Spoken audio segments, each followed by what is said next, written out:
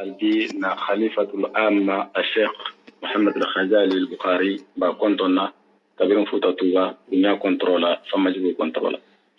أفاينكو السلام عليكم ورحمة الله تعالى وبركاته وكولا هنا كنترول خالصا الدين الفاباما ممبي غراس كندا بيكو نبي نولمو الشيخ الحي الشرباي غراسي با كنتونا بنيا كنترولا فما جبو كنترولا أفاينكو السلام عليكم ورحمة الله تعالى وبركاته وكولا هنا كنترول خالصا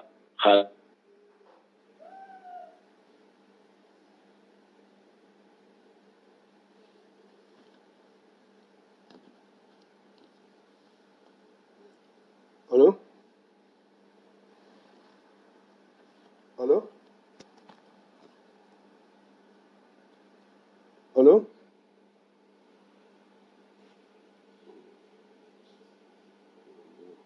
الو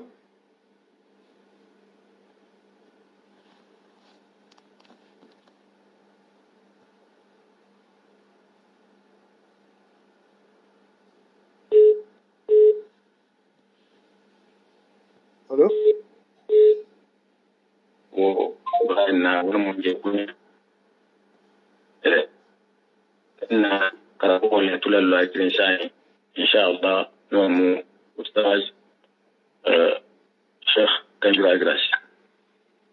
بارين به تلولو إن شاء الله من على دوني سفلا سورة يوسف نال حاجة إن شاء الله بنتي يوم كانت فيسبوك لا كونكشن كينيا لانتبني لا توفيد أنت جال تنبلتين بل إن شاء الله ألين سنان تلولو نكرمه المفسر الخدير الشيخ الأستاذ العالم العلامة الفحامة أستاذ كنجرا إغراسي إن شاء الله تعالى بارينغلو ألنجنا لا ولا كان شاي نورمو سورة يوسف قال نيابال نيامنتي بافرنا كرمه مرحبا بكم أيها الشيخ. يا السلام عليكم ورحمة الله تعالى وبركاته. نعم. لك أبركة بمسلمو بكونتنا إلى كنترول من كونولا. طالبو لمو هنانارين هنا ولا هدات ساجي كرمو الذي يوكل أنيلا يامارو. أنا كرانا بنا لفنجم فلا ألماني سوابو بنا حبارو فما خالصا ألتانا فما جاتو يوم. نعم. إذا كرمو أنا بركو سابلا ألمو كلاني. أستغفر الله العظيم الذي لا إله إلا هو الحي القيوم وأتوب إليه. نعم. اللهم صل على سيدنا محمد النبي الأمي وعلى آله وصحبه وسلم. اللهم ربنا آمنا بما أنزلت واتبعنا رسولا فاكتبنا مع الشاهدين. واتقوا الله ويعلمكم الله والله بكل شيء عليم. لا إله إلا الله فاستجب لنا لا إله إلا الله لا تزغ قلوبنا لا إله إلا الله وتطهر ذنوبنا وبحق أنزلناه وبحق نزل ما محمد وما كان محمد وآمن بما نزل على محمد رسول الله صلى الله عليه وسلم. اللهم إنك عفو وتحب العفو فاعف عنا يا ربي. نعم. أو تنغي مرنو بالله يا الله يا من الشيطان جل سيطاني يوهو يما ما جل سيطاني دبر برما الرجيم جيرا ورا فوغني مالانغا فوغني malatu fokani Allah ne madin granda mansudu. Bismillah. Khala irkabu fiha bismillah munjiriha wa murusiha. Rahmani. Qul adu Allah aw udu rahman. Ar-Rahim. إنه من سليمان وإنه بسم الله الرحمن الرحيم. ألف لام را. سورة يوسف. سورة يوسف.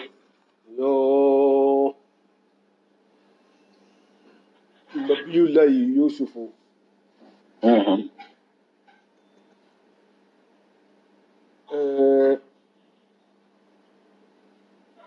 wala kofin kono wobe soro minto wala minti nabiyullahi yusufu al-karim ibnul karim ibnul karim ibnul karim wala kofin kono wobe soro minto wala minti asidike atalala annabiyammo dingo annabiyammo mamaringo annabiyammo tulumuto wala mu senna yusufu fangati ababa senna yaqub atalala annabiyammo wa baba senna ishaq wa atalala annabiyammo wa baba senna ibrahim khalilullahi atalala annabiyammo wa sarfu ala man wake mohoyen fate wala ala kila sallallahu alaihi wa alihi wa sallam kabiha nininka anil karim muqobama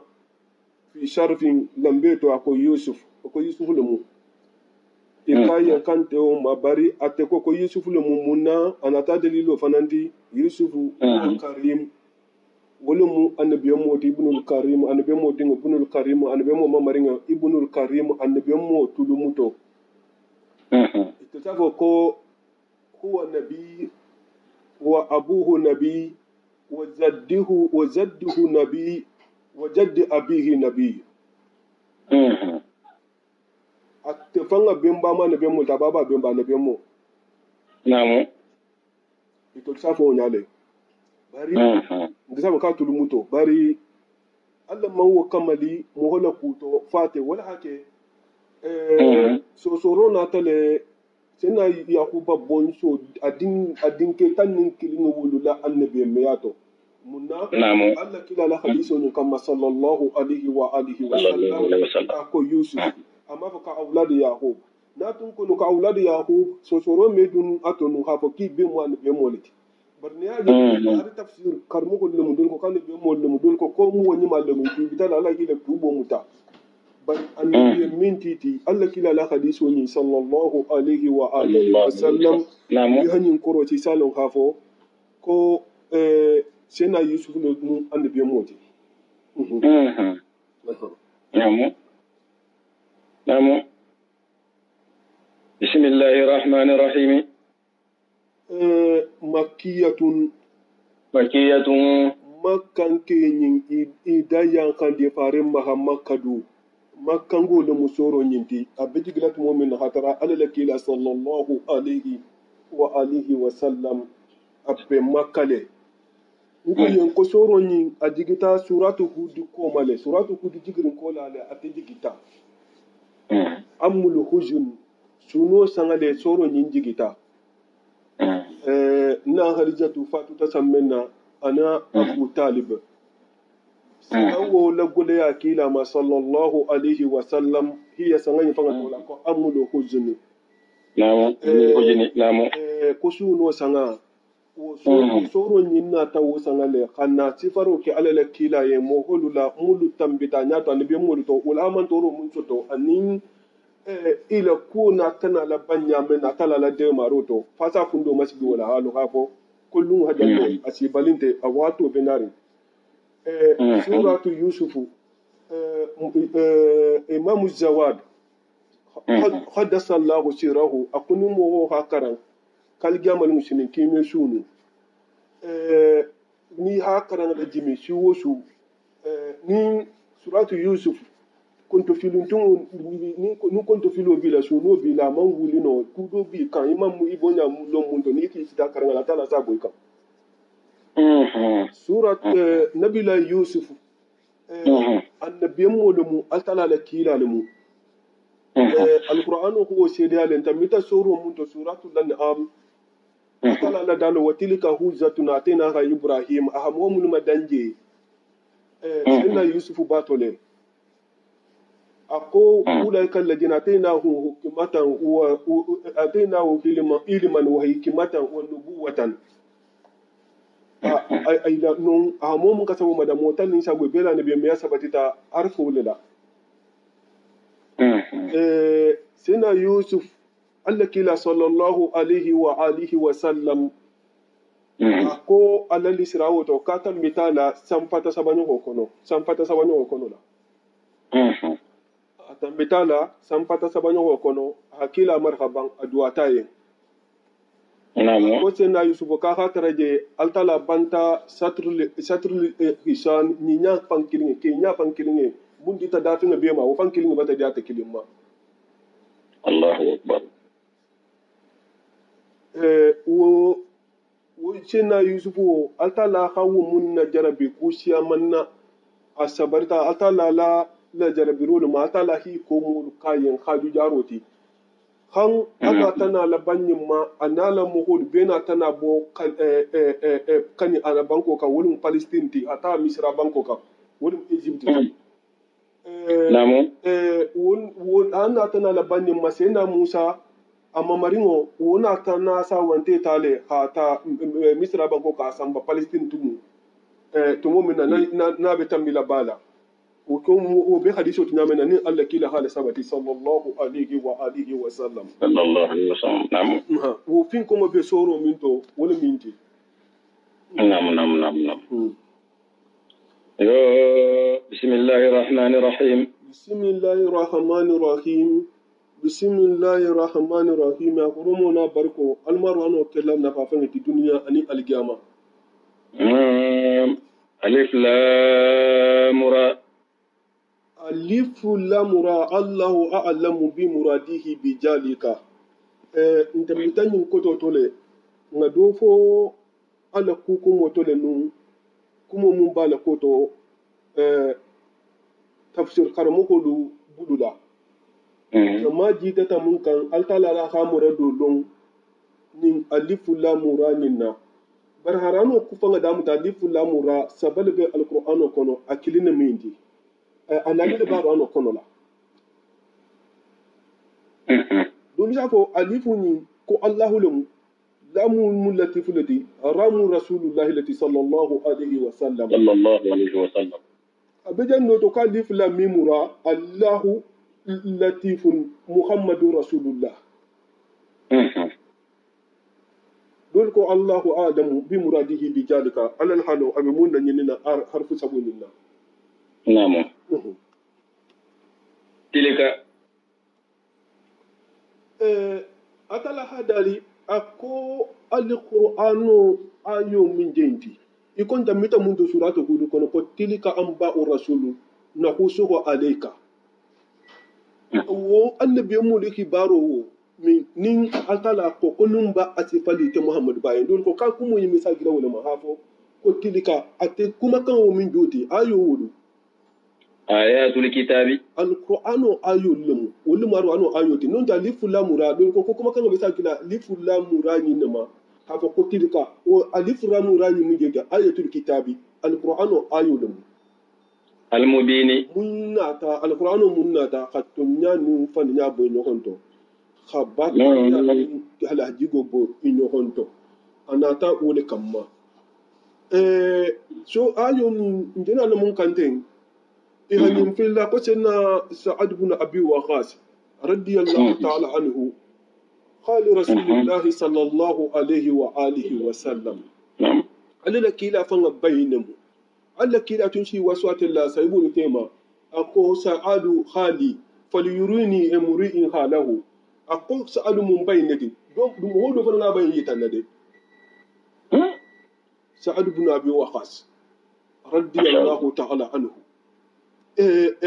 uko woni ko alila kila sallallahu alaihi wasallam karano batta menala bal lahu khasasta alaina har ya kiso do fa nan karanye kala na tana ayo ninti suratu yusuf dole ko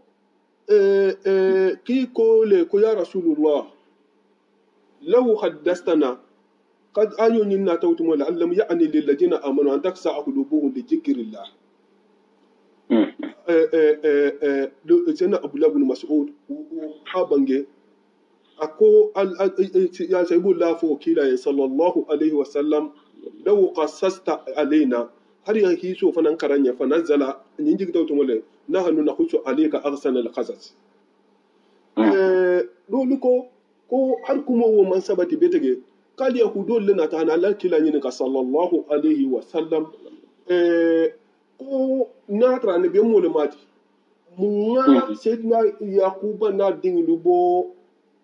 kan anaban ko kan isa ma misra mu se na isu fanga na ko hisoti ka ho fu ye natra an be mo le mati ana kana expensive ye mamul long se na isu fanga na ko to an atam binya Allah نعم إن أتلا هذا لي كاتنا لمن سيا أتلا هذا لي كاتنا لمن سيا والما لفني سرياتي أنزلناه كاتلها القرآن ونجيجي أتلها القرآن ونجيجي قرآنا هاك كرم بنتي عربيا عربو كنغلا ولا هاك ملبا كان هسالي نكو كنغ نتين ديك ستو arano jigita arabu kangalela nibum be salila ibe salila alqur'ano kangalela ibe salila arabu kangala de ibe salila alqur'ano kangalela masalan sa yinte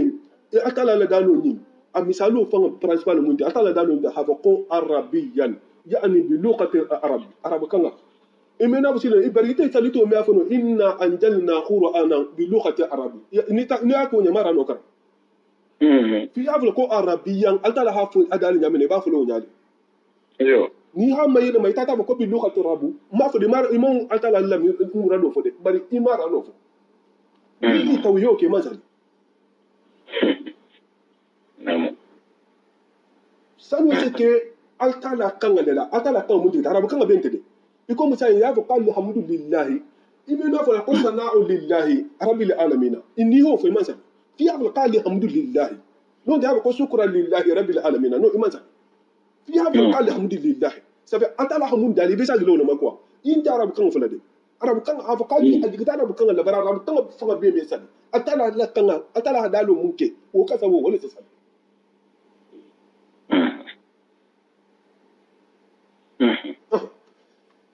لعلكم أنا تنين كم فوز أتلو ما كان قولوا تاخلون أنا سافهم من بفلادي نحن أتلا هذا لي أكات ألتلا نقص ألتلا نابال من سيأي تلا أسافن كمفردول نابال النمو تلا أسافن كجموت لا بل ناتل هافن كجماعة ترون على النمو الموتى مو فلا مولي na hafan tun farlo titron wato ma bala kili na ita la bala ma sha ita namo nahnu akata atala naqussu del bakan qasifaroke alayka ite muhammadu bayin ahsana al-qasasi hi sanyi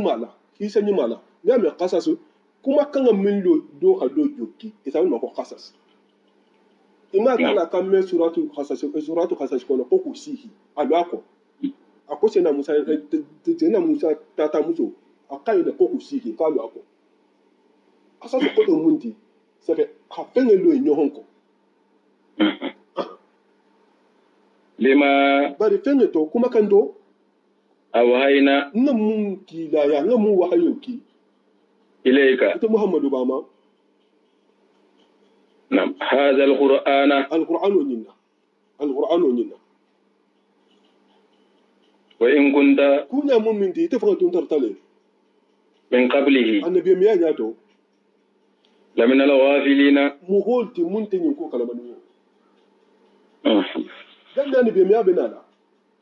حتى لما سافري تكيلا لما وحينا تاما من لندو كتادو ابو annabi me yana rinkula da kai ko ikra wato mula karanta wato mula ayu arano bena fa dino sa da bena ta wato mulu ba dan mo bena wato mo minna wato mo fentum man faye abi fa ngana bange mo hoye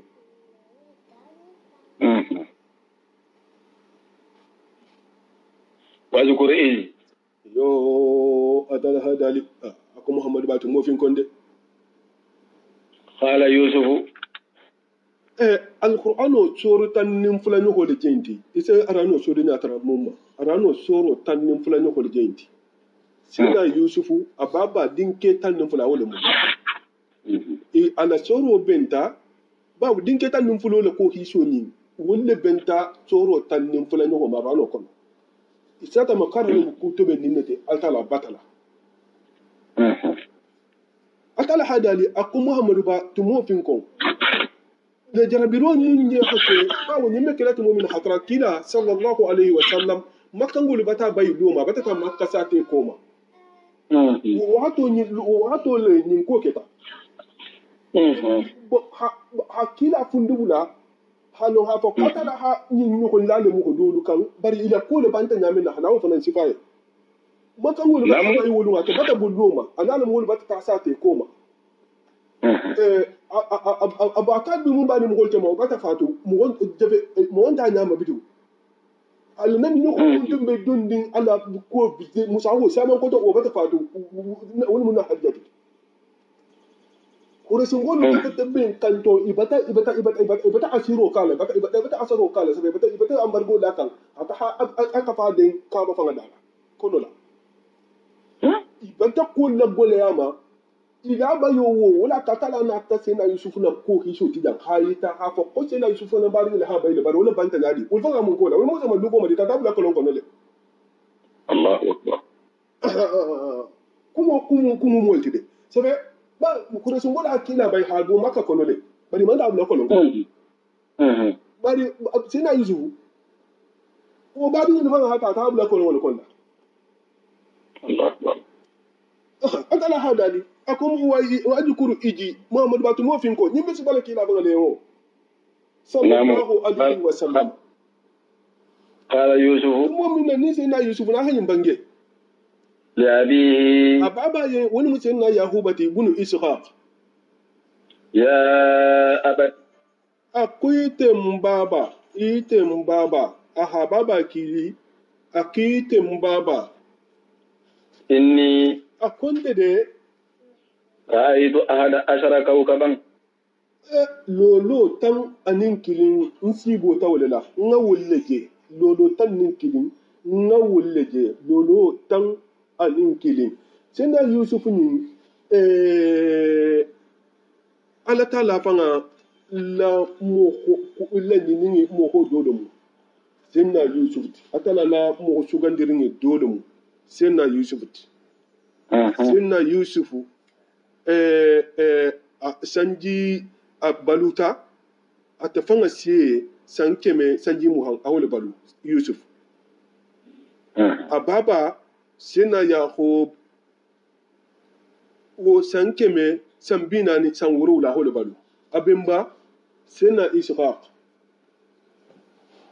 san keme san bisa gi wani balu a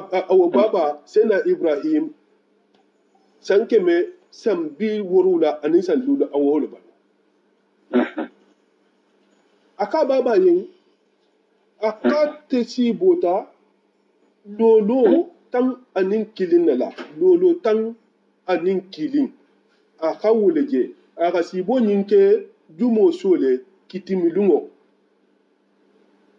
khatara wulun wasebe sanji tan nimfula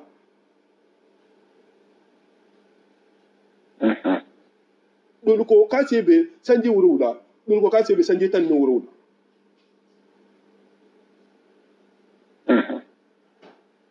aha lolu yi mulke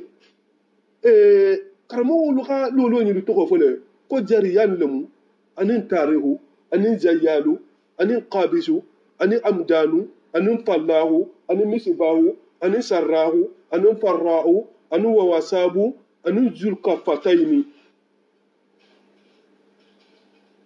ayin be jele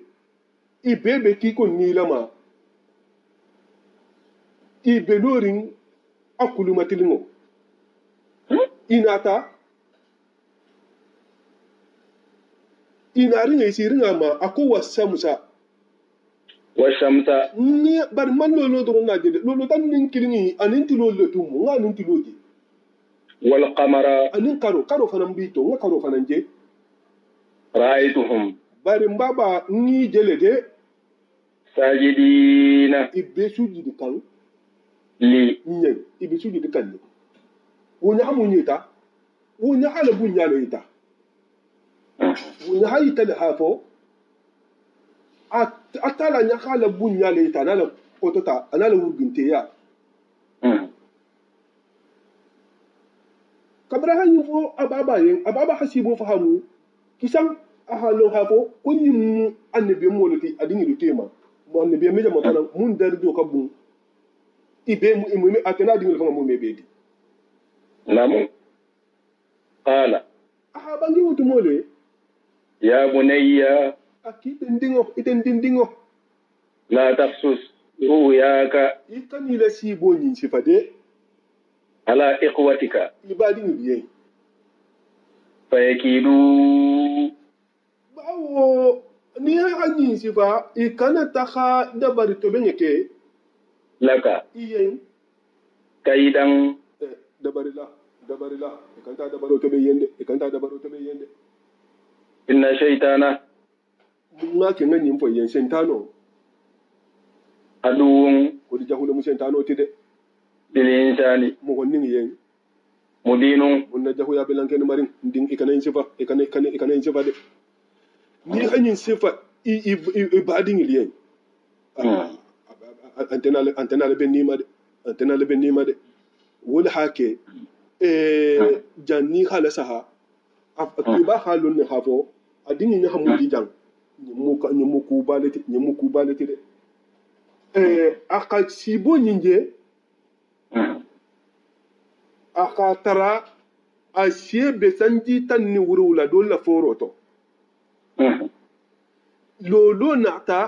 lolo tan anin kilin anin karo anin tilo kanailo anyatilinge ibe ni lama isujudita yin khatar ka kilo bila isujudita yi ala fo ababa yin ababa khalon ha fo kololo nyim ababa din ketan nyim fuloliti tan nin kilingiliti anya karo mum fo wo ma ababa fangaliti anya tilo mum fo nyim ma nalati lolo ko nyim ma nan dinnati bawo sena yakuba itelada manowo mo sena hakilin ma da futule wo kula fana ni kan muso futu kema nim tere bayen asejo muso kilin laka isatra muso tumbi kun do muso fana mbi kun abayin aka muso futu abayin ma aka yusufu na to holu futu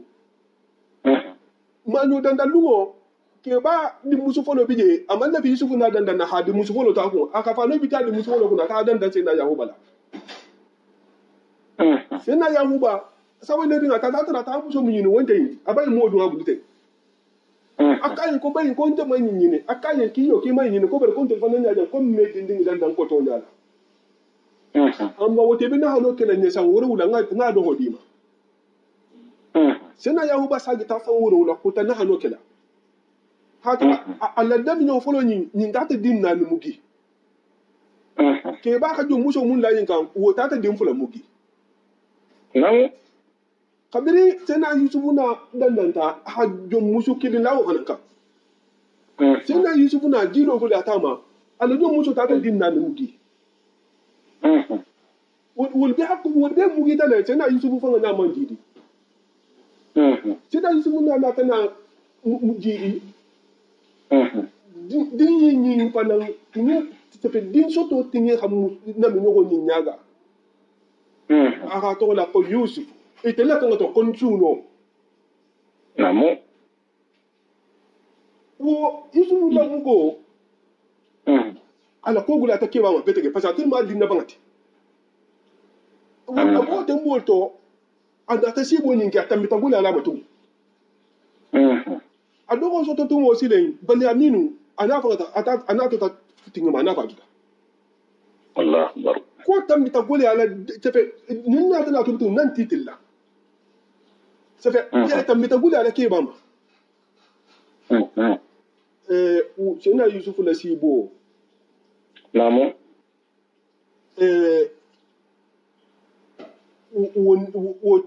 wo ki baro na tana jinse wo ki baro la jinse ne ko tolu khalo khafo yusuf ni mbe dia jawori baba ye ay yusuf la sibo ni est ce que ni fa mu so aboleti amma woto ni sa abole min dia yani ni yusuf la koma centano ha mira kurun bula ifundo to bari ila kome imeja da gi hampon ila ko ni mun ngamunu abele ko mbemba da mala yirido mo namu ka ina ka ka tiga danna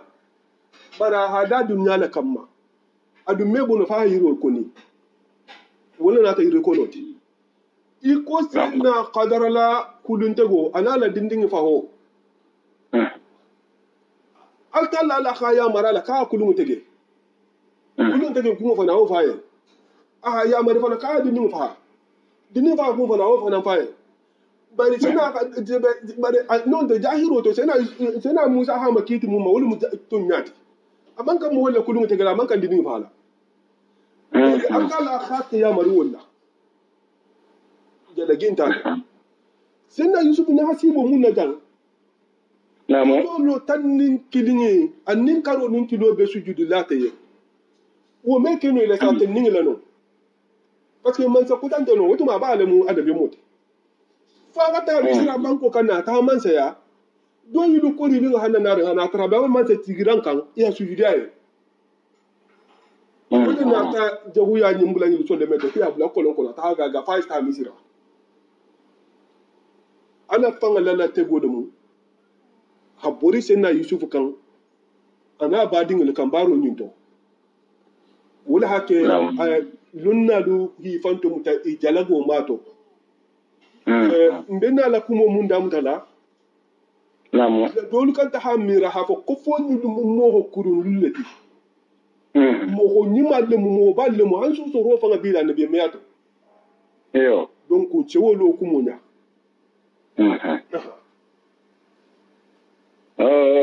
wakazalika yo kimo ha bangi adingi yen wani musenna yakubati ako nyale jo ila si bonyi pasalo ila si bonyi la kuntigi yale yita ila si bonyi akoni la kuntigi yale yita bara ako yita nyame na wonya jo tabi rabbuka ima rigo yi shugandi tenne ila fisa mante ila si bonyi ko to mundi ima rigo le hi shugandi wala hake sibo me sifa fo kalinte yin ni sibo ta afo sibo no na ya ni hadi munye ni ga sibo fo ko yaman di munye asire sibo tinya ibulu har hero no Allah ni hadi na alfa sa ko ni mo ko yon ko sibo ta ka ko hera ida so so ko woma bal ni mo ga sibo fo yin ha fa sare mun na samu biya se kewleti sibo ni ma fanan ni ga fo se kele sibo dole ko sibo bile ki ko kono ni ha fo se ke ni ma fa se bata bari ni ba fo la mo ko le yi hadi munye anon te mun ga sibo fa ngalo wala hake muhammad ibn sirina kila tabino lu kila man to sibo lo na dole mu namu mo ho mun malon ta sibo lo ndo to a dole mu ati muhammad ibn sirina ako kat dindimma ka sibo ta rahimahullahu ta'ala wallahu rahmatan wasi'a ako asibo take ba sabala mishiro to dindin kilimbi da fe barba ta dindin maluma yi tilin dindin ila atata dindin konto ako yarhamukallahu man anta ako do mitati dindin kai ko ana yusuf akontel mu yusuf ti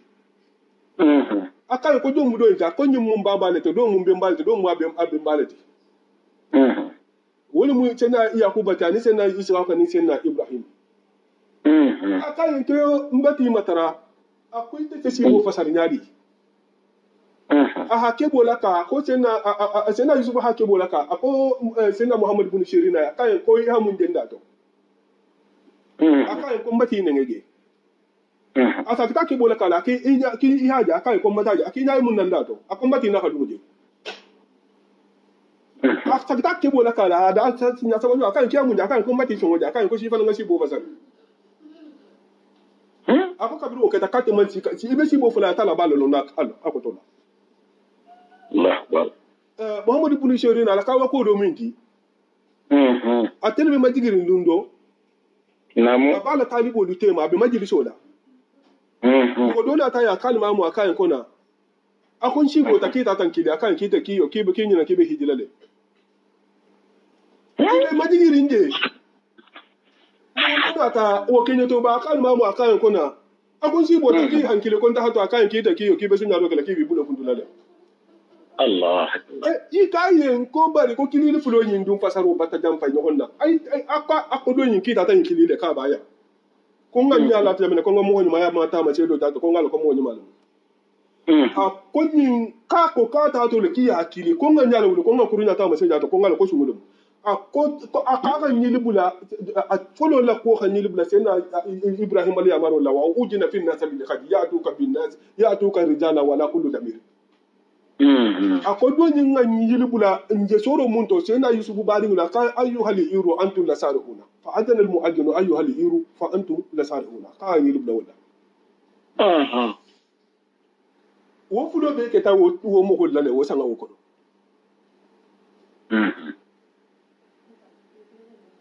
ke mo ho akadi yen aka alla batti isugandi khala nemo ki yen ima rigo batti isugandi wa yu'allimuka abanti la long min ta'wil al ahadith shibolu fasarola dingirani hafo ko min ta'wil al hadisi karamogolu iki ɲɔgɔn soso le ɲɛmano ma jama tagata mun kan wole musibo fasaroti munna a tɛ soro kilini ɲin kɔnɔ alta la ko sena yusuf yen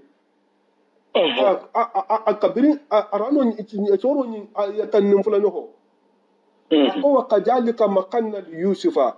wolina alimuhu min ta'wili la hadisi ako wani ale kabira sita misra ako nga pilasi dama halalong sibo do fasarola ako dingira do fananto sena yusufa nga mumbange soro nyin keme aya kilinyo ako rabbi qad ataitani mulka wa 'allamtani min ta'wili hadisi ako margo iban tancho mansa kiya mansa ya dimmale ikan na do sibo do fasarola wuda hake lunna doluko kwa koto be mun na nyini na ko le mun shibo fasaroti atalla bari dolu ko ako shibo fasaro dronte kuma kan ni de munna atalla sena yusuf le lon ilmu nafsu la de akhalalo malaiko le kuma kan la akhalalo sentano le wisi wasola arano ni ngawo be fo nyenne sena yusufu aketa mo kholu to shibo lo nada na siring leti wala hakke mo holu ko shibo ko ka ko to moleti mun kamala sena yusufu atesoro kilin nin konon sira sama to mom na ni habula kasola ako ya sahibi al sijnu atlum qaful ghufulu kasola amma ahadukuma aqal fulo do kilin kabri hila shibo sifayen ya muhammadu bula an numulu dun takasola akafino fulo wolu do ko kasi bota kabi mansa ke sarwe kandolola do ko kasi bota ko de go ba ko no ba do mula kuma mu bula wonyan tana sioma bari hayita ko ta'wilul hadith mbe wala kuma ko to mafolo ako ya sahibai lisijnu adnin kafino fulo kasola amma ahadukuma amma alfulo do kilin fayasqa rabbahu qamran wa bama gola min aldolola tugunde wa amma al-ughra bardo fayaslibu bo sitila la hadin fatakul tayru min ra'atihi ko lolu bi dumulo ka kunnela min ka tawnyala ako khudi yalla amru kabri kayen kabri te haja feta sibo fasaro mamben ako kibe tulumulla akayen ko khudi yalla amru ko la tegatale allaji tastafitu yani alfulo kan yin ka momma wasayi tam le kabe sibo ko abe sibo fasaro lama ani altala la dalo tumomi ni mansa ke sibo ta mbina siama tumomi ni mansa ke sibo ta akoyen ko tazarrauna albesono kelale sabu asini na sanji wurula da'aban ha to kinyonna kabirin tumomi ni mansa ke sibo ta ninti wurula la aninyo tinsa wurula ni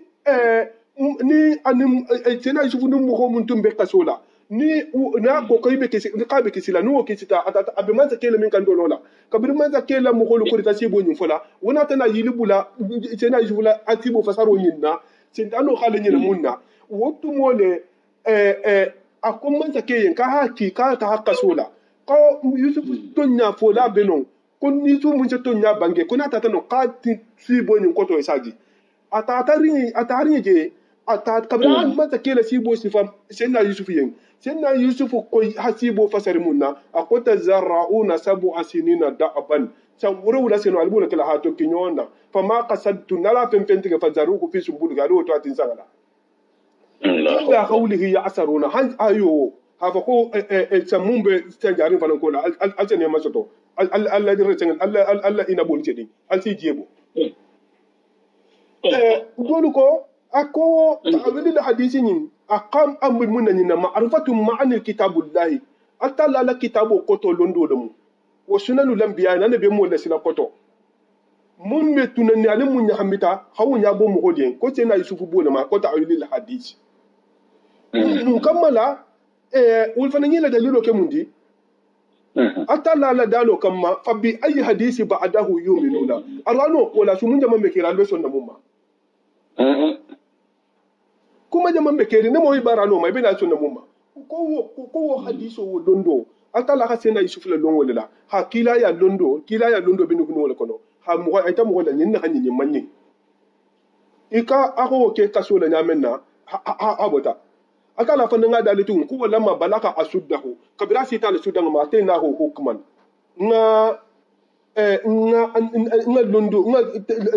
munafa ma jamale wa ilman anani be me ya londo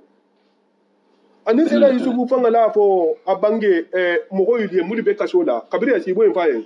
ko la ya'tikum ta'aman ko dum mena al kaltur jahanihi ibe mun dila li fuluma illa naba'atukuma funga hibaro kal fuluye bi ta'awilihi dumu fanga da fulo habula ya'tikum jani bina la dila alma jalikuma wo fulo min joti min ma mu fenata lamani rabbi margo hanna munda namu dolu ko ka bu wulina nyinna munna annabi mun la sunno le min di atala ke le don kitabu londo la ani adama dinya fa kenya londo katala hala don wala bari wo ni pempe ni ha pempe madanten wo pente kerin atala ma sena yusufu la lon munna wo be madentale kuma kan ganyin kono la nam wa yutimmu ni'matahu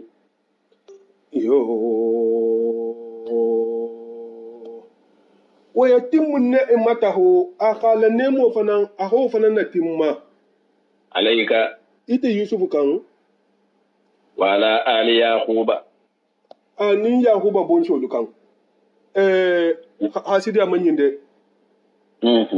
نم أتلا نعمته مهدو مالتما والله بالله تلا نمو إشال فنان الله أكبر نعم atala nema mun ke sena yusuf yen yo atala sena yahuba nya hole fo bangia enten ko nemo ameda yusuf doroma wo nemo sena yahuba bonshol ma subhanallah namu hala be silandi ha fa kadin kan ta sena yusuf jahuya barakin alu sena yusuf la khairo na tala khanemo wo kama wo nemo be silala dingil fanama yahuba bonshol ma namu adun wala ni mo ko ni ba din ha hera soto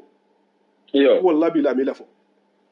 ni ma so direct sa to en direct bari ba so to lale ni ma so to nyado ba sa to nyado ba bari ba so to lale shata sena yusufu la ko le ha abading le to ko la ma fin batoto fil la loto tumuto ki tie fana yi sie to la banga ke man se ale la misra bango wudumo dunya be misra le nemo be ne mari man se abe to ko to je di jamano habu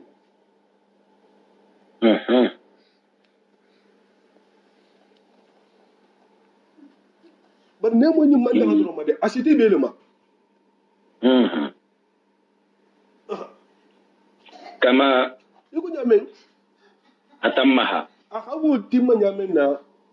ala abuwaika yulu ba fulolu kan min qabulu woli mu ibn baluti danni bibe sila ibrahima woli mi ibrahima ta tala ka nema to male wa inshallah isa ka bana nema ta mo fana nabi me adama inna rabbaka ima rugo alimun donna da mata Allah dafin Allah tala halu mun kan biyan moti hakimun ta sirin albaro fa na tala halu mun kin munti na'am laqad kana ayatun ako kawo ku shaman ne ketade fi yusufa sai na yusufu la koto wa ikhwatihi ana badingilu lisailina badingin karlali ende ni ba mi ha ko ge yalo yo fi halun na lenyin kama namu do to nan batan yin foyen ko Allah kila sallallahu alaihi wa alihi wa sallam namu nyinin kari lulu mun tumba kan nyinin karo folo wo mun nyinin kari leti antelarin don di nyinin kan ko le fondi bele mero kala fo le se don do soto iyo woli musenna jibrilla kila nyinin kati namu iyo don di nyinin dulade wo sena le fo saybo mulbe kila da fe se don do soto tigi namu nyinin karo fula nyoko munti mu Allah kila la saybo la nyinin karo ti kila da sallallahu alaihi wa sallam wa ha nyinin ka dino kitol manin ko minahi la filanin ko minablati tema ki atala mun foto don do nyinin ka namu nyinin karo sabanyoko munti wole mu munafa ko la nyinin karo ti ananara kila da kotobo nyinin karo nani nyoko munti wole mu ahadu badiyato la nyinin karoti mo ko dugun dingila hananare hana kila nyinin ka kuda satra saybul fanga me khanya nyinin kala munna iyo nyinin karo lulu nyoko munti wole kafirul la nyinin karoti hana nyinin ka ba intilara li gyamo la ko be mutale nyamenna nyinin karo lulu nyi betim biltin ne kila la sallallahu alaihi wa sallam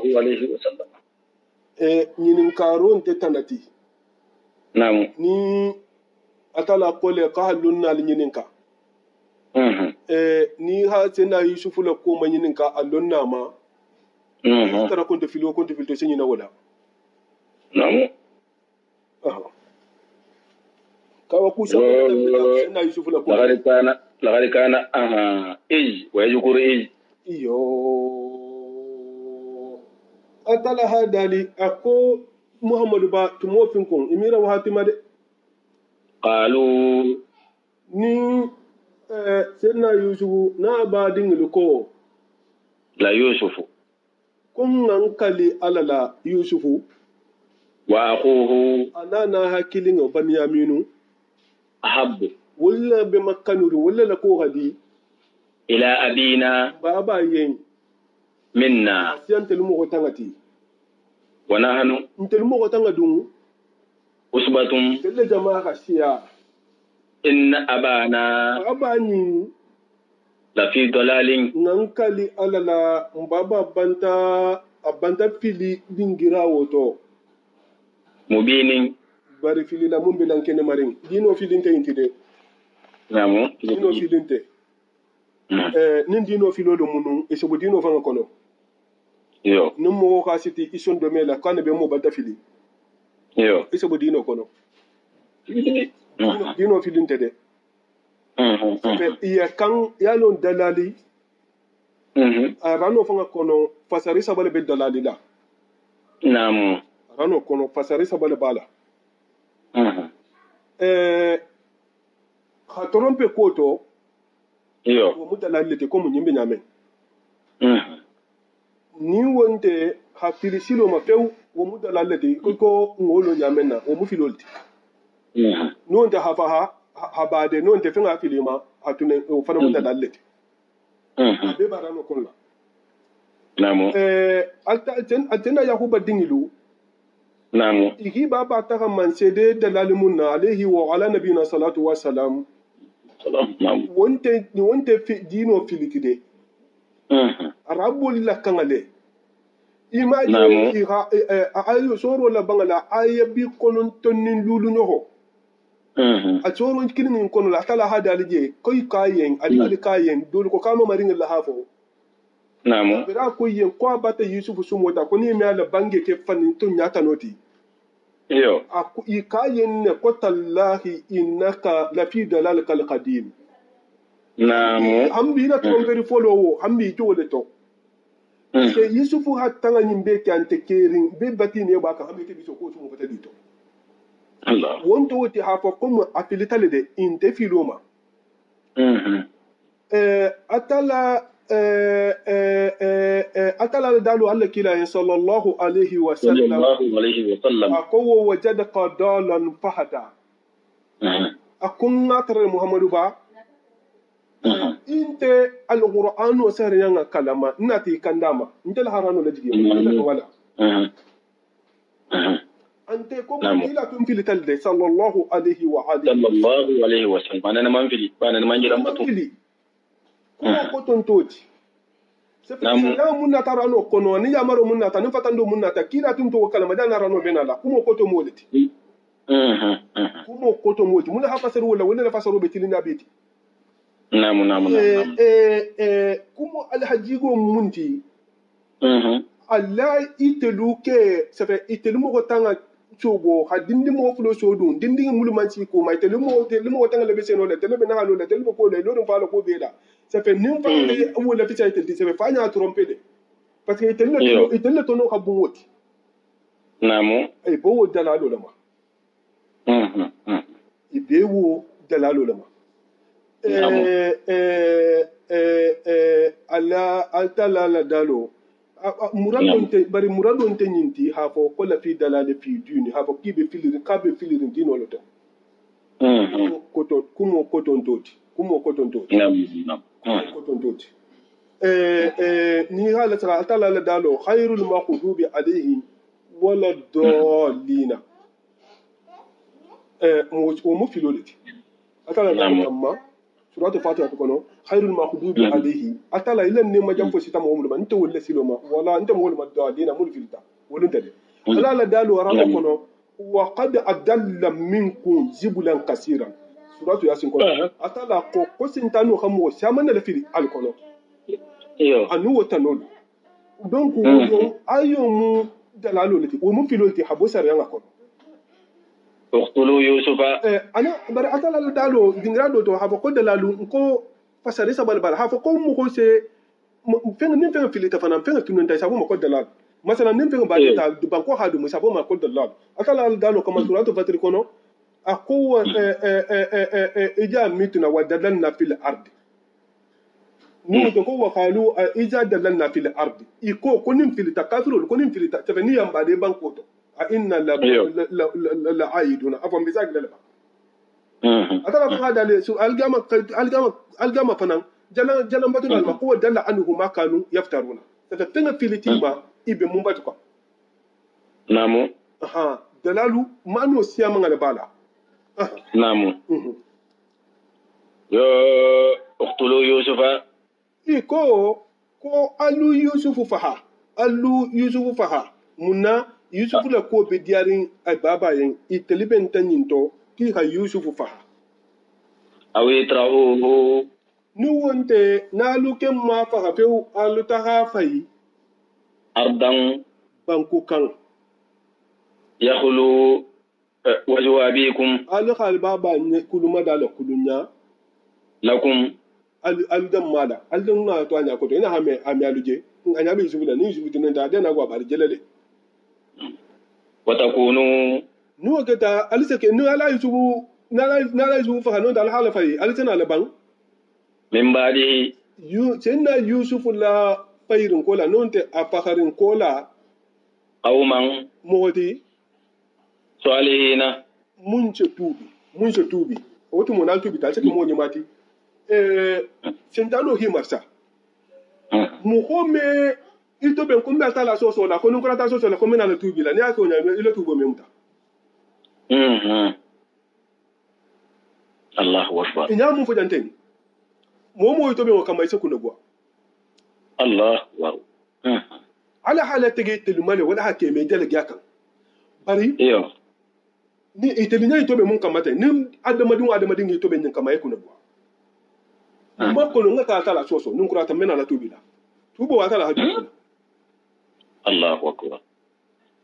Allah ifangata junubo be mun ga bu junubo be ti fulan kafa ya collecton isa e fanga ta walla wo mun dan ta kata hada madin fa man ku kila Allahu akbar amma mo fa ku ke amman ku kila ni alla la funnin sire yante no ko titina ya ko ba ha ku mo fasare si wo fasare mun nanu yo amedi anunde bar ne mun ke ta sina yuso ma siti male wala ha tubo la tege ma e kam ta tala jonyi mal ni wonte ha decision mun ta jante yo ni se adama din kuna gwale ngata ka sa fa don ko tan se tubi Allah me wota mo me akala nyama nene mo fanga to la tala bati kuna gwa namu qala qailun kabiru ihalin kuma fo ko yen ko sunna yakuba na minyo na le basala horo fulanin jariya fula sanna yusufu iya jariya mun la anakan dole ko dinke folo kumata dole ko sunna yakuba fonga dinke folo kumata wolu mo khailu nyinti wala wala ma tala la halo barin kengalu mo tumbere je mun be hinari sena yusuf la woke man son faharo ma few adu ni jama be ben tatu ko ngaka safa ni mo kilin ko ni mo kilin ko mo blato bitu mo kilin ko mo blato blato ko parce que mo fa wonte ko la jarti mo fa ngamandi alla ala kabiri ite be ben tatu ka afa mo kilin ne soto tite ma jo ko ka kana fa ila ban wota ma munna ni khafa wala fon ko la ka kana fa ko kanta ila ko la bogela wo kamala donc be obilisar na ma faharo en tuje no amu fa fane bol kala wala ake na fata kamu ho fa mo kumata alin kana fa wa mun fono wala be sabatila munna mo fanga mandi mo fa wala geto mo se fanga mo fa wala ni kunto nam qala khailun kuma la doko qala qailun kuma la do hanyum fo minhum abadini lute maje la taqtulu yusufa dole ko yahuda mo kin mo yindi dole ko arabil dum la taqtulu yusufa ko kalkana yusufa hade alkana fa wa alquhu nalken manka ko nalen ta be haje few alta hala fayi fi khayabati aljubbi ko longo dibbo kono fi khayabati jubbi ko longo dibbo kono non fi khayabati jubbi ko longo dibbo kono yaltaqitu ba'du sayyarati na la hawoke wayasila dolu ulu tamito sha tombon na tolu fatala alken kana faha ala tuje ni wayasila da haton bon wonta ta sate kutala ta tala balo kenon aral ke ma fa in kuntum sartinal ta kede fa'ilina bara latin na Allah fita khana baba fatan bauta alken kana fa Allah la fai nam qalu kabiri benta woto kabiri wo fo ye ko mbaki hoke bawo nko ye ni mo fa la ni mo benta ko mo fa mo kilime ko mo blalato ko mo blalato ame bo bitu ni mi keko iko inata na fo ko mbaki hoke inati baba ya abana iko baba wo malaka mun bi te jeri la ta'manna itamman da mume ala yusufa ntelula yusuf la kuto iman lan tella yusuf wa inna nteludum lanasihuna nan kali alala dum mo konto di baleti de lahu yusuf yen ndoko do mo ndem me konto yusuf man guntele mume mu ngake ite ben ite larin tella yusuf la kuto arsiluhu abdullah mana nke wadan sini nam yarta aha falanga de madama ويلعب نيكو نرتعي نتانا لوكي نونت نرتع أهتاي متهما نتانا متهما نونت يرتعي أهتاي متهما حبلا فرين تهمو جاون مقوي رتعي نونت نرتع نتانا لوكي نرتع نيافتها ومتحملتي نيا أكي كسرتي ودمو وبيبهان لك ولا يننا نعم وإنا ونلعب نتعتلون نعم وإن ننتلو لحافظون كنون تلو مكان تلالة درونتي له يوسف لا كوكولا ما يوسف ستون تلو نيالا jam fama almungi sila jam fama من الله قال sena yaku baha bange إني akonte لا يحزنني wallahi nyin sen sunu de أن تذهبوا kalu hataha به yusubuti alife nafatan o man dinyen ding وأخاف ding fatan hoya kasefa sunu le de Allah kila sallallahu alaihi wa sallama ahina bange dummenna senna ibrahima fatuta dingo na mariyatu dingo ako inna farahu inna firahu kalama jununa ya ibrahim ako fatan hoya akasin sunu le de وأخاف akum mesilan ninne akanta hayinti de أن يأكله الذئب turma kanta hadomu bar hansinin fanan isata makarrano mu kitabo de ti kitabo de balo marano ti de hansinin sa homa نعم e benta intolo dunya turma be musate mun kasabo tala kulunta kulun alsa turma la kulun ta sate mun kasabo to same turma lu rishi turma lu wala fati turma be ti non de turma fa man fati bar hansini sa mo bo nyale turuma fatingu turuma mulu afati siri turumalu fongo same turumalu ani i risi turumalu wodi no wonte turumalu to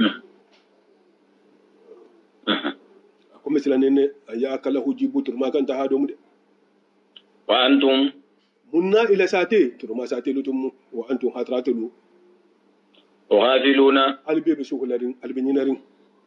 anhu yujubuko tulundingira diningile minti annaka ta ha qalu ikoy baba yen almundi sila jam fama de ikoy baba yen la in akalahu jibu wallahi ngankali Allah taala la nanduru ma fa yusufu domu wa nahnu ntelu dinke ntelu usbatun ntelu jama bayin be mo dinke mo tan inna wutu mo ntelu ijan wutu mo ken la khasiruna mata ke mo korilinti mata ke mo la amfurinti wutu mo woljoti na sira mandu na fala abudan pe baba ko le so to nam kabre fo ke bayin ke ba di bulu akure ko ma alamma ta kisaw kabriti falamma tu'minna jahabu ni tahata bihi sena yusufuti do mala bula ita ta wulo kono wazma'u be fangata an yaj'aluhu komba woto ni ke mafa ya ta hala faide fi ghayabati jubbi ko ngodi bo kono de wa wahayna ya sena yusufu la durgo ba kanna i khasiti i ha goshi akoyen ko ngamun junubu kala ngamun kala i kayen ko itele kadim baba yen asiya beti kombi bayla e bola nya ko tole akoyen nalu ham albe mfaala wala kan kiyo alla miroto ni am hodi ngi fa ila ko sena diya wen e ko kila kun to i hasiti i khala durgo ba kanna akoyen akwali na durgo bulan kanna nin da ta fa wasu kin kasange din Allahu akbar kayen ka bololo tan nin kilin yen ko ni ko la su yudu la ke durgo bulan kanna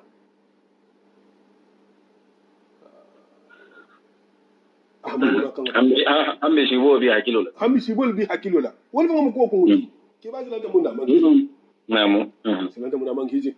ita tati i hasiti bari mun ko kika na faha wo ko kika na la jolonde e julo sital hamuni na jigi kolon kolon ko waya silal hatombo amma ko kiya faade julo bi mun bulu kabra sita kolon tema wa ha afa no bulu kerbe kerba ha julo bulu ka ko e ka futu tabulu wonu mule sena jibril atala kaye ko shuka na si kolon kolon de mata waji Allahu akbar abota sara jana habut kul jana habut kul wa atra jibril hal hamaji pepe mai kala subhanallah dolu ko sena jibril hakiriya munke a dole moti yusuf jolo dula kolon kono kabrin dulo a julo buluka yana bicina kolon tema abota tampata wuro tana jigi kolon kono ata yi sulabe subhanallah kilométrage me kontino mo so konti fono mais continue ani o ma la fa to je abra mo pula dam franco ha fay aka tala kan ko kan sita to de ma sigro sigay jana ci la ta sigro sigay subhanallah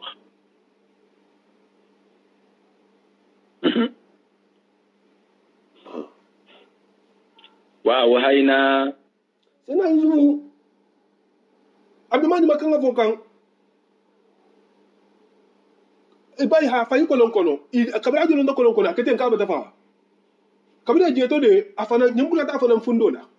ko ta kan ngale bole fise hinala aha kan ngala aha karo ndo mujamene mene halo kama fa ina ta kuro to kiba bla ka ka kana fa de isa ya kurola e fay de mambe afa ko to parce que mo kilime balani atala na tana sena jibril kama ka ha dal kaso dabula ka sena nyin sifay yen lundo hatra itel fanga malo a sena nyin sifay yen a lundo hatra itel fanga malo aha wa wahayna atala hadal ko ngol wahayoki ilayhi tena yusufu kan kolon kono jele la tunabbi annahum wallahi isani hibaru bi amrihim haja da baro nyina wa hum hatretudu la yashuruna tilon ni wodungo hari mi dalaka ci tuje altala subhanahu wa ta'ala namo aka wahayo lana ala nabiyyin mu ma wal musa na yusuf alayhi wa ala nabiyina salatu wassalam ka ba dinglu khibar le baro nyinna ibe nya mun kala tay hatara imalu akala na tanawo sifa nyenne arano ni asoro kilin nyum kono namo jalla wa ala la hidimun ta sena yusuf yan kolon kono no akala timmale yusuf fanga na tana nyum bange ala mo kolien kabrin timo minna ni ahi anari na aha dogo mutakibulu ha jamfa kila saram perin bula ila chumani ila chumani mira bula ila donoto adogo la dono ni anatana mun foya ako khale alimtum ma ala fin lonna ba fa'altum bi yusufa ala mun ke yusuf la wahihi ana badingilu izi antum jahiluna tumumna atelu tumumna albi kudon baliarima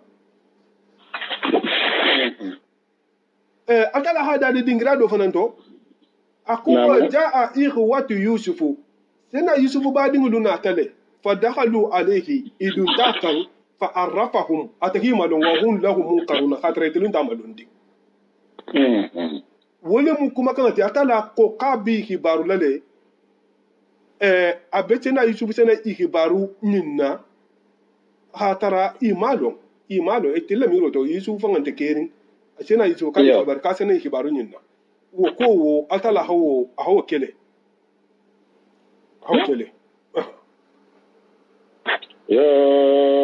waja'u kabri iha sena yusufu fayi kolon kono kabri ha waja'u abahum kabri ha fayi kolon kono ila manna sa gino woto ituta ila na hanola hanwurala wura siringo iha sa harin ningi do muta dul ko barin ningo sahulato leke mu sefe be han sotorun kuto hawo kanna tege hayelo susa ila tena yusufu la durgoma ha ayelo susa senna yusufu la durgoma ha taawdi ba bulla ina tawrala ibe kaska waja'u abahum ina ti ba baya isha'an ura ma fango yabukuna ibe kaska qalu iko ya abana idem babawo inna akuntilu jahabna intahatana da nastabiqu bino sawa tulumula wa tarakna yusufa nga yusufu tu inna mata ina mbulu fenga li dafe de fa akala hujjibu turumana ta domu keba ajibu kuma mu wa ma anta idem baba dum manke bi mu'minin mo ko di mum bilarin fang lana ndelu la ko do man walau kunna har nan tartanu صادقين كم بتون يا بانجي كان imagine wani yo te chokon to tonya bange kan ifama ba ti famu ta kumoto kula man iman la na harin beton ya le kan wani yo tin to tonya kan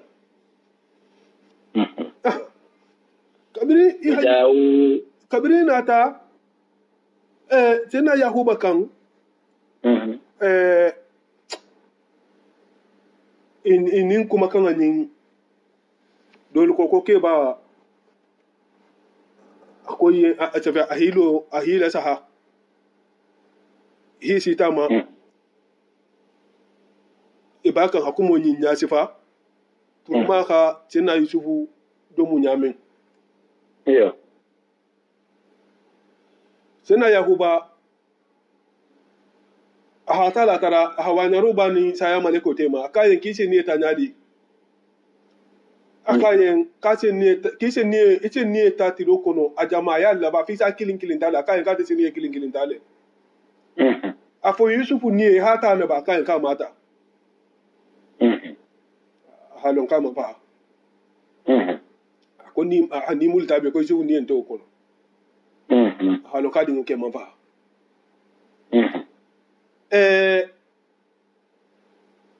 inata turumati itata turuma do muta inata turumati ikoyi baba yen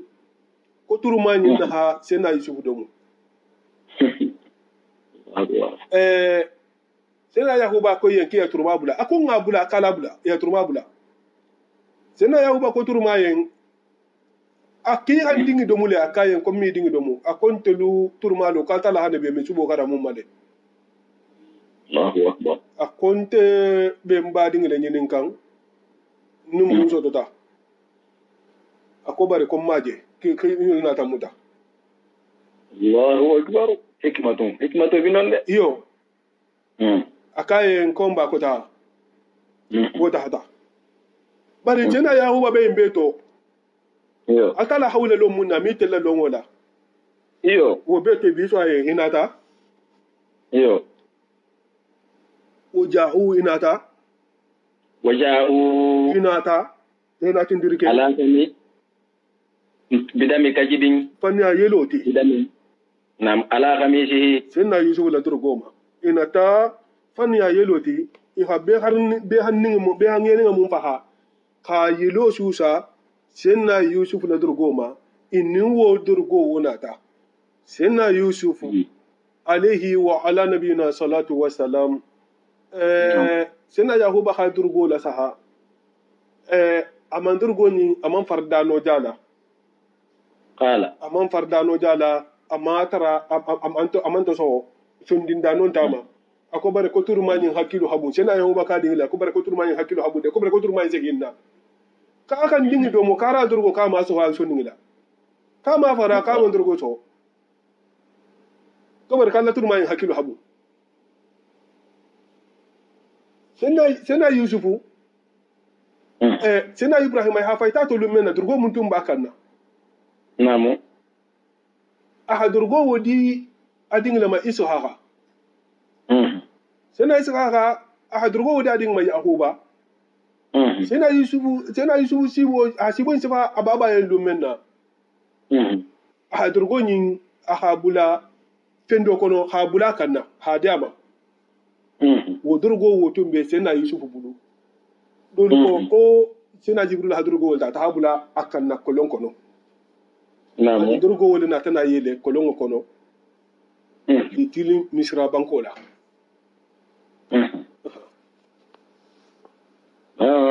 qala sena yahuba aha bange bal akalin kun alakum mubla turma ma do wala ta'budukum alini bata maci turoke aliyen lakum aliyen amran jamfala kunya dola jamfa munto albata jamfa to ben alini bata jamfa ko do masiti aliyen alini bata jamfa masiti aliyen ko man te dingi soto alakum mu fa dabla wasaburun bar sabaro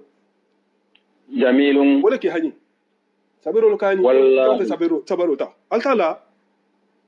المستعان ولا بن ولا مديمار لاتي ولا منديمار على ما فما تصفون ali je mu nya si fala nyente aje mu han kutula nyi sufla koto altala be dem alham hambato nyabe wallahu musta'anu ala ma tasifuna nimmo ko ka fa nya la ilaha hanyim fo e ko ngadi alma wallahu musta'anu ala ma tasifuna ako egeya ametu ni to nyigla ametu no woto الله أكبر akata ko kuti جزاك الله خيرا أول بول ميلا نصار لالو والله المستعان على ما تصفون كل مغافنة ليلة أدنتونيا في هني كرام أتلا ساكوجيا ako egeya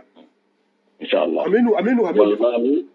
المستعان على ما تصفون والله المستعان على ما تصفون سورة يوسف كل آية أنزل وجاءت سيارة sayaratu waya silalu nata mulbe bola madiana banko kan ibitilini misra banko la waya silalu nata mulbe bola madiana banko kan ibitilini misra banko la seto ni kuntugo dole mu ke ba ni ti sawo ke ba ma ko sena Ismail mamarin ilmu sena Ismail mamarin ilmu ke ba nyinti yo ke ba to botan kono sabe sena Ismail mamarin ilmu ke ba nyinti arabo ilmu itun so madiana khataha gagaro leke misira sate kan et c'est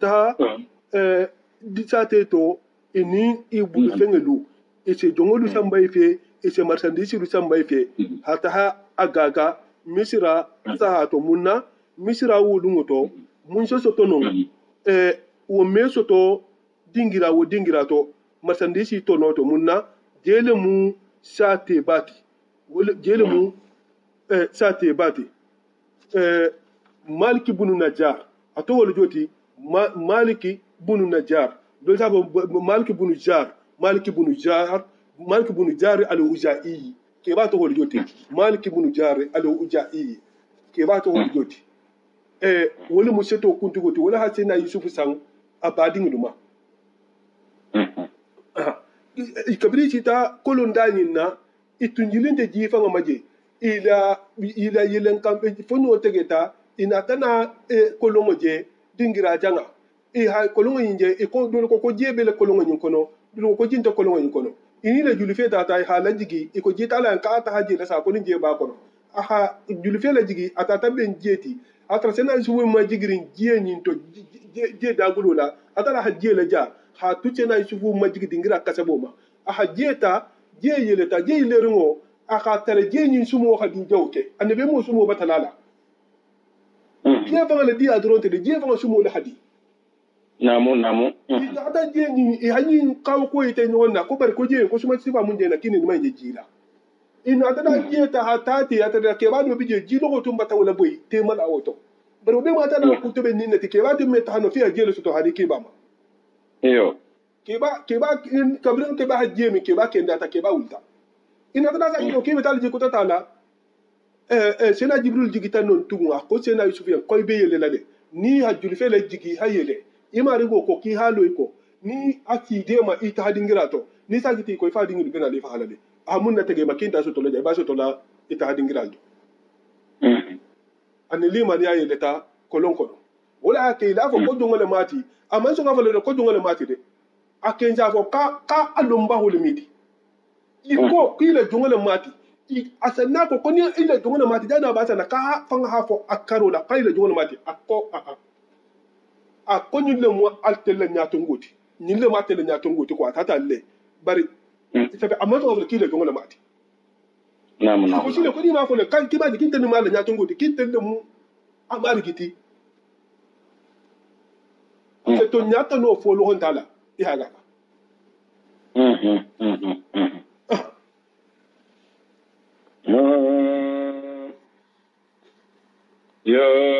فأرسلوا واردهم إهلا جيتا لكي la bila dal wahu wo kala juli fele jigi kolon kono ka kabra ha jilele to wo qala ako ya busra akon na sewo fele haja gulamun nyimu dindingile tide nyimu nele kan kolon kono nyinte jiti dindingile minti wa asarruhu kabini isubu barin lo home inata isubu le ko nuhu tu kono mo holuma hake bida'atan marchandise ti ya badi nyamu bite ala badi nyamu bite mai honu ya kila marchandise ti kila jomurti lingiremu kai bure kaji kono ta sanna wallahu altala dun alimun wala londo sa watale bima femma ya maluna nyirije mun ke kan shena tubla kala londo sa watale be mal kabe kelo nyale nam wa sharawu an ihagaga tamani maliki bunun jaruma songola bakhsin mun be do yarin nam darahima dirhamole mu madudatin mun konti be malon dol ko dalci mo dol ko dalci tan ni sagi wa kanu iketa sena itu barin lu min az-zahidina molati mun yi ban fihi sena itu buto yi ban do ko tole yi ba keta jahidul te mala bani nya hadu nam wa qala allazi kabirin wo keta kabibu najjar fananta tati misra kabiru tata ti misra ay tata la lujon saato tata gagaje khiti firu tata ajinje wona tanasan habibu bunu jarima maliki bunu jar al-hujai khiti firu la hasangama ajiju misra wulu misra orwa ko la wulu ngate misra be kunna isa ko ajiju misra jule hakele joti wole na tanna sa to a sena yusufu taraje ala johnson na kayan ko dindingi do fe de ko mu don kenyin balidi wo tata hata fo ye wala ta sena yusufu je jammenna sena yusufu mo hol to kenyin le mo hol to kenyin le mu mama kawa ala fanga da fanga da mate habon be ma da ma barso to lolu ko kabire mama kawa tambita muso manke nya iki ko na sarata sina yusufu mama sina yusufu bota amama wolila ke nyato lolu ko na atala panga la khairu lu musina yusufu ti atala sina yusufu so ke nya pankilin la kala kila ho bange nyame sallallahu alaihi wasallam da tanga bela ke nya pankilin atala ho da kilima annabiye me ala ki jabo na tana ilaka non te sena yusufu amenu mol me barano akake hanyi Allahu akbar bari kabra ta la hanni bi me da ma na tana ki jabo le mo holuma mo me nya bo afi bitu ko mo ala adama dinya ko folo mo nya bo afi nyamenna no da nimu ameki la se fanga soto wala san ningi non silen kitifiru la sena yusufu san ningi maliki bunu jarima ataringa ke bungula aka mun fo amusu yenno zuleka atala jewle dalila wa qala allazi bohoko ishtarahu bunga sena yusufu san min misra sa te to lumu kitifirti azizu misra limra'atihi amusu yen wala muzuleka ti akrimi maswahu amutanya nyinya ni mutanya nyinya asa tumando fosa an yanfana inshan nafa aw nattakhijahu non tanga yusufu fanga ke waladan dingiti munna chen hitir tum te dol ko jidi lante aman dulo haman jidi ay sena yusufu namu itelu ka mutale ko iba ata ikolongono ka boy baba nyakoto atala batala dum pade de fodo alla jara bugo folo lo joti hata hafa ikolongono fula no keta mundi ha ke jongoti sabanyo nya ke mundi ha ke mansa dingiti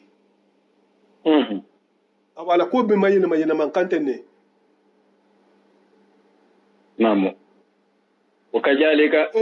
ayu nyin fana la fo ko asa an yanfa una takhazahu waladan sayyidina abu ibn mas'ud radiyallahu ta'ala anhu ako afratun nas salasan mo be mun hakilla miro be sabo ma mo be to ko mo saba khitifir le mo foloti sayyidina yusuf sanna dingira da mun mira sayyidina yusuf la ko to wala ke ta te ba musu be ku na diatale Allahu akbar afula no ko te donti ako wala ke ta sayyidina su'aib di musoti sayyidina musa la nam ñoko mun ko baba ya abati asta'ziruhu innahu qawiyyun amin mun ko baba sayyidina musa ta saral baro la ko sembo bala ko dan ta mu hole munna jama'a kuro mun la ko ngoda la kilenga taje akuna nata mo le fana mo amaso ta hamala muso ko mata atamita nyato munna fonyo be muso la fana kan hawatu ndoma mo don koro ci da hake witi yo akasa banyo ko mudonti abubakar siddiq to mo min na sena umar ka halifoti muslimo ko na mo nyine ka masha Allah bada simare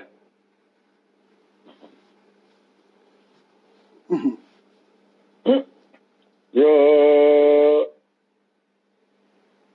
asa akutu mando ayyam fana asen nafa aw nattakhijahu non de ngayin fanga ke baladan dingiti